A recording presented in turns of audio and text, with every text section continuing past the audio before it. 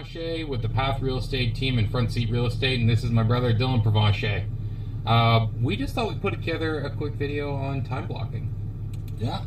Awesome. So, not to brag, but I think that we're pretty good at time blocking. We had a bit of a debate the other day over a glass of wine about how to fill your calendar and really about how to protect yourself. Yeah. Right? Because I think a big part of being good at time blocking and taking control of your life and being able to achieve at a high level is really just saying no and blocking out the important stuff so that you get what you need to get done, and then knowing how to go from there. Well, let's talk about it on sort of a basic level. What do you think the most important thing when you're setting your schedule is? And I think this was our debate last time. What's the first thing you put in your schedule? It's funny because the other day when we were talking about this, I think they were both saying the same thing, but in different ways. And I think that you could boil it down to immovable objects. So you gave the example of like your sister's wedding. She's not going to reschedule that because you want to go camping with your kids or you felt like taking a bike ride. Right. Gary Keller says training events. It's an immovable object. They're not going to reschedule family reunion. If you call up Gary Keller and say, hey, you know, those dates don't actually work for me, he's going to say, well, tough beans, see you next year kind of thing, right? Yeah. So I feel like, in a really simple level, things that are really important to you that you can't change the time of are the first thing that you go in. Can we agree on that? No, we cannot. I feel as though the first thing that you have to put in is family time and vacation. I just feel 100% that this is the most important thing. And the fact is, for me, is that I think a lot of people get really mixed up about time blocking because they're like, oh, God, I don't want to be a slave to my schedule, Dylan. You know, and they talk about the fact that they don't want to be so regimented because they feel like they're giving up freedom. When in fact, the truth is that the true freedom comes from time blocking. So for me, I think that in order to commit to a schedule, you need to be excited about following it. And I think that the most important thing that you need to figure out is what is your big why? Like, what's the raison d'être? Why do you need to be in business and what is it for? And then I think that's the first thing that needs to go in. Because I see so many agents making $2, $3, $5, $6, $7, $8, $1 million a year, and they just don't have any purpose for it, and they're just working all the time anyway. So I think that in order to buy into a calendar, you need to know that the freedom is there, and you got to put that in first. So for me, when I do my calendar, the first thing that goes in is time I want to spend with my wife and kid, and then social engagements as well. So this was, and frankly, I'm pretty good at committing to it. So that would be the first thing that would go in. What do you think the second thing for me is that would go in, Sean? I think the second thing that needs to go in is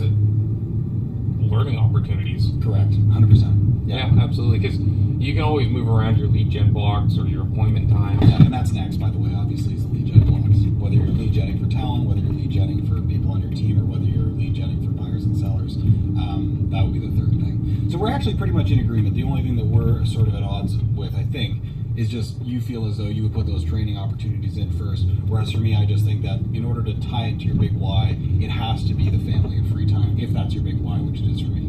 So that's our only point. So number one, family and free time if you're doing Dylan's method, otherwise Sean flips it. Then from Dylan's method, it would be learning opportunities would be second. And then third, and frankly, this is really where the fun begins, is those prospecting blocks.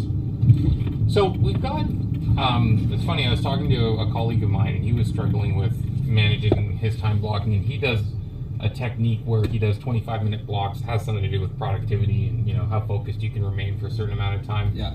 And we had a breakthrough while we were talking about it, just because he'd never thought about just giving himself a number of blocks that he had to aim for every week. Yeah. On our team, we do a 10-hour commitment, so everyone does at least 10 hours of lead gen every week. New business lead generation. New business lead generation. But it's actually really easy if you start looking at your calendar to get that in. And I think a lot of people struggle with it just because they don't calendar it. They just say, oh, well, I'll do it when I'm not doing other stuff. Well, how does the government of Canada define a full work week? 40 hours. 40 hours. So what's 10 of that? It's a quarter. It's a quarter of your time. But you actually have to focus. And I think this is where a lot of people hit problems, is that they sit down to do their lead gen, but then they have a to-do list of crap that distracts them. I find as well, since we're talking about lead gen time blocks, I prefer to have them cut up into fairly small chunks. I would not do 25 minutes personally. I would do a minimum of 1 hour. But the reason I like doing that is because, listen guys, the fact is that life happens. It's not like you're always going to be able to stick to the calendar from Monday all the way through fact is that if you, what's the word?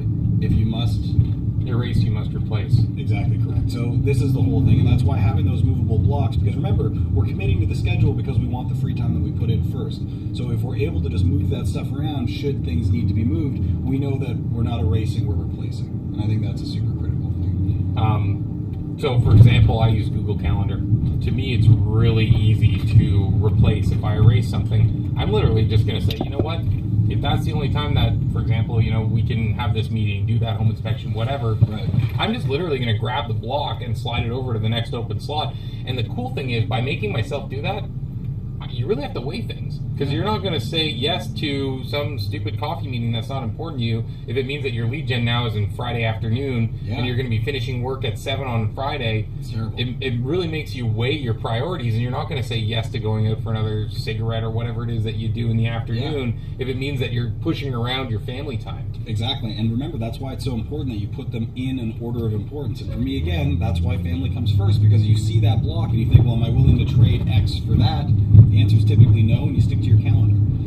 I had another awesome breakthrough with a coaching client of mine recently where we were talking about time blocking, and I challenged them to make a calendar with their ideal schedule on it. And they came back the next week and said, you know what, Sean, it was easier than we thought. We didn't even need to write out the whole week.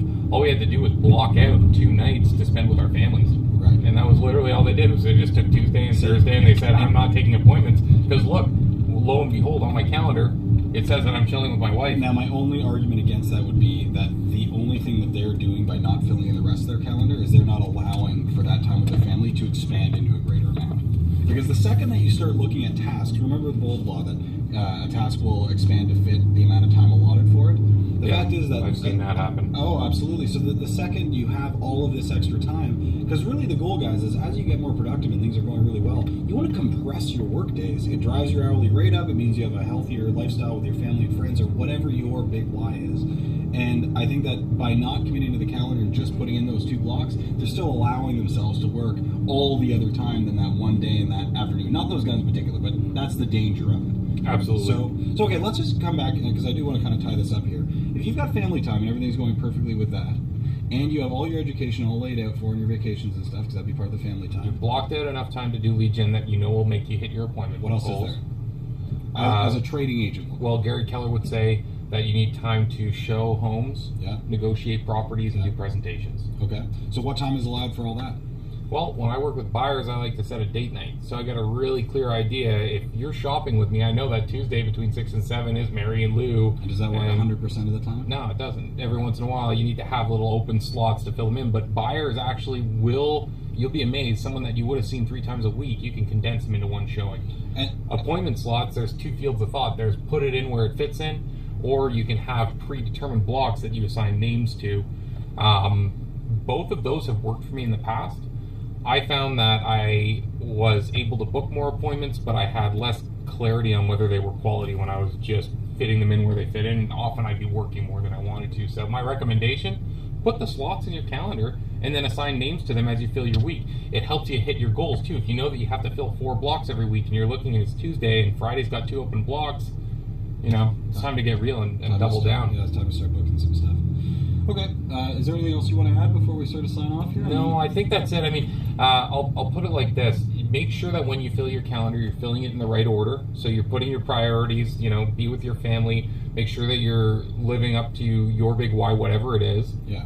Balance the time that you clear for appointments and the time that you clear for lead gen. It's going to take a lot of time to lead gen to fill the appointment slots that you need. So if you do your economic model and you realize that you need 3 appointments a week, lead gen until you have 3 quality appointments. Don't just fill it with crap. And more importantly, if you budgeted 6 hours for lead gen and you only booked half an appointment on average every week, you're going to learn your ratios pretty quick as to where your opportunity to get your goals are. Yeah. I think for me, the main thing that I would just get across to anyone who's getting serious about really taking control of their life and taking care of their time in general is commit 100% to the calendar. Because the second you're able to know that every single thing that you need to do in a day is in your calendar, then it gives you this wonderful quiet when you go home at night, because you know that you've accomplished everything that you set out to accomplish. Which is freedom in a weird way. Like a ultimately, calendar feels constricting when you start using it. It's not. It is so freeing to go home and know that you're done. One other hack that I would just throw out there. Don't intermittently answer emails. Check your emails. Yeah, if a lead comes in, get back to the lead. We know that response times are important. Don't stop what you're doing halfway through the day to send out some lengthy email just because someone else needed you to give them an opinion, share some research, whatever. What I like to do is I like to leave my email to the end of the day. I'm not trading right now, so I don't have to worry about lead response times. What I did when I was trading was I would check in and I would get back to important and urgent emails right away. They have to be both, not just one. And then the rest of it, I would just have a list. I'd go home, I'd sit down, I'd clear everything off my desk, and I'd do 30 emails in 30 minutes, and then I was absolutely done. Yeah. And again, it goes back to feeling free. You're not thinking, oh, I forgot to write back to blah, blah, blah. That's an absolutely beautiful way to do it, too. Another thing that I've talked about with some of my junior agents is that it's nice to have a task finisher at the end of the day. So it's where, I've had people, exactly. I've had people who have like a list of things they need to accomplish by the end of the day. It's nice at 4:30 or 5 or 6 or whatever the time is you're aiming to stop. If you know that the last thing you do is sit down on your computer and do the Sean thing where you just bang out all your emails plus whatever response you need, and then you know that it's pour a glass of wine and you're done. Yeah, absolutely. And you know too that you can have a day that's incredibly productive in 5 or 6 hours. Because I can tell you, I never have downtime in the middle of my day. I'm always doing things. How many hours a day do you work? Exactly 4. Exactly 4. I'm doing a little more right now because I'm having so much fun doing stuff for you guys at the front seat. I'm doing about 6 hours a day, and I'd say we're pretty productive people. Our income certainly would seem that way. You have questions, you want to talk about your calendar, you want to talk about how to take your goals and fit them into a calendar in a way that makes sense for you to reach them and still live your life, reach out to me. I'm happy to talk to you about it. Anything you'd like to leave at that? No, the calendar is freedom. You guys have an awesome day. Cheers, guys. Have a great week.